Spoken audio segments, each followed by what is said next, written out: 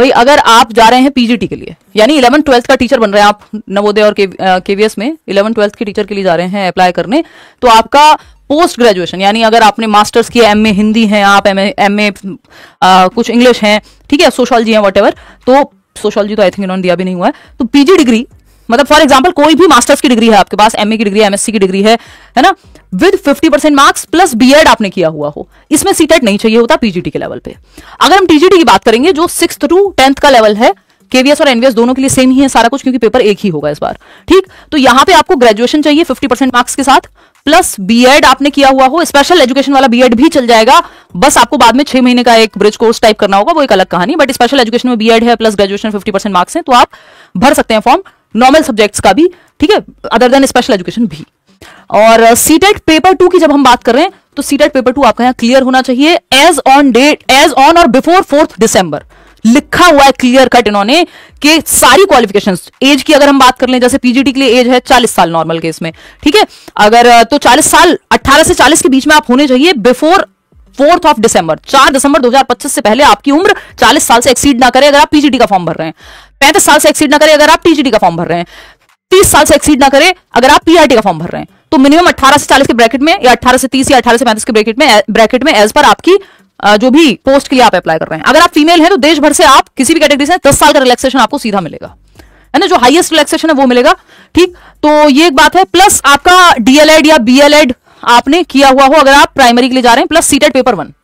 तो सीटेट इन्होंने कहा है आपका रिजल्ट, मार्कशीट व्हाटएवर सब होना चाहिए 4 दिसंबर से पहले, मतलब आपने क्वालिफाई किया हुआ होना चाहिए 4 दिसंबर 2025 से पहले। सीटेट अपियरिंग वालों को इन्होंने मौका नहीं दिया क्लियरली, जो कि बहुत ही डिसअपॉइंटिंग बात भी है। इस पे हम भी कोशिश करेंगे जो भी हम कर सकते हैं, बट जिस तरह से इन्होंने लिखा है तो लगता नहीं है कि इनका कोई मूड है सीटेट अपियरिंग वालों को शामिल करने का, क्योंकि 2 जगह पे स्पेशली लिखा हुआ है, मैंने तो पूरा पढ़ा है पीडीएफ जो है, कि एक जगह पे इन्होंने क्लियर लिखा हुआ है प्लस सीटेट पेपर 1 या पेपर 2 अगर टीजीटी की बात हो रही है, तो फिर अलग से एक कॉलम में जाके लिखा हुआ है कि 4 दिसंबर से पहले आपका सीटेट के जो भी सर्टिफिकेट है या मार्कशीट है, मतलब क्वालिफाइड होना चाहिए, आप रिजल्ट डिक्लेयर्ड हो, ये वो मतलब क्लियरली बताया हुआ है कि अपियरिंग की बात का कहीं ऑप्शन है नहीं। तो बहुत कम संभावना है, क्योंकि हर डिपार्टमेंट के पास अपने ऑप्शंस होते हैं। जब मैं बता रही थी 2018 वाला, हो सकता है उस टाइम पे 2 साल से सीटेट नहीं हुआ था और 2 साल में ही पेपर आ गया था। इस बार तो कह देंगे भाई हम तो 3 साल बाद आ रहे हैं, पता नहीं इनका क्या अपना लॉजिक है, यही जाने, ठीक। तो क्योंकि अथॉरिटी तो यही है, ठीक, सीबीएसई है, केंद्रीय विद्यालय है या नवोदय है, जो भी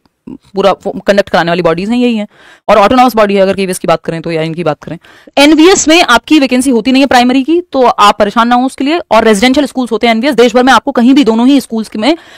मिल जाएगी पोस्टिंग, ऐसा नहीं कि आप अपनी मर्जी से सोचें कि कहीं भी मिलेगी। 2 साल आप प्रोबेशन पीरियड पे होंगे, वो एक अलग कहानी है। एज की अगर हम बात करें तो एज में आप सिंपल यहां पे देखेंगे कि एससी एसटी अगर आप कैटेगरी से हैं तो 5 साल का आपको रिलैक्सेशन है एज में। मतलब मान लो अगर एक व्यक्ति है जिसको 35 साल चाहिए पीजीटी के लिए अप्लाई करने में, या टीजीटी के लिए 30 साल की उम्र,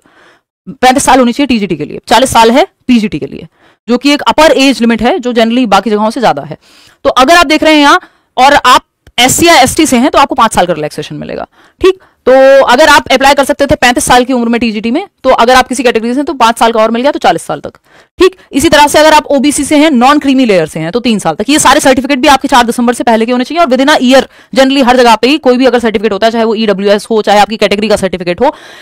बहुत पुराना नहीं होना चाहिए, और 4 दिसंबर से पहले का ही ऑफकोर्स बना हुआ होना चाहिए, क्योंकि वो लास्ट डेट है आपके फॉर्म भरने की। तो फॉर्म भरने की लास्ट डेट से पहले सब कुछ कंप्लीट होना चाहिए, ठीक। फिर आएंगे विमेन ऑल कैटेगरी। विमेन अगर आप किसी भी कैटेगरी की महिला हैं, चाहे एससी हैं, एसटी हैं, ओबीसी हैं, जनरल हैं, whatever, only if applying for PGT, TGT post, librarian and PRT, मतलब टीचिंग पोस्ट के लिए, जो टीचिंग पोस्ट के लिए अप्लाई करने वाली महिलाएं हैं उनको 10 साल का रिलैक्सेशन है। जो नॉन टीचिंग भी है ना इसमें कुछ, तो उसको एमटीएस वगैरह और भी है, तो जेएसओ ये वो सब यहाँ पे उनको नहीं मिलेगा। जो टीचिंग पोस्ट के लिए अप्लाई करने वाली महिलाएं हैं, लाइब्रेरियन हुआ या फिर आपका टीजीटी, पीजीटी, पीआरटी, इनमें 10 साल का रिलैक्सेशन है फीमेल को। तो अगर पीजीटी के लिए अप्लाई करने की जो उम्र है, देखो यहाँ पे एज का बार पकड़ लेते हैं, 18 से 40 साल का व्यक्ति जो है फॉर्म भर पाएगा अगर वो पीजीटी के लिए जा रहा है। और अगर फीमेल हैं, आप